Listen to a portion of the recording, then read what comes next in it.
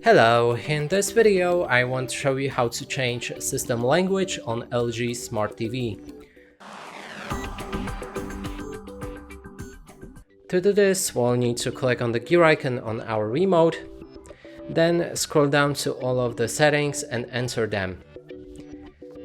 Right here we need to go for the general, enter it, and now start to scroll down. There's system.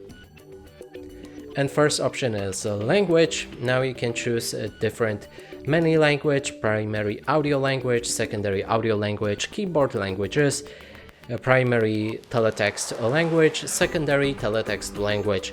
And that's it for this video. Hope you like it. Please consider subscribing to our channel, leave a like and a comment below.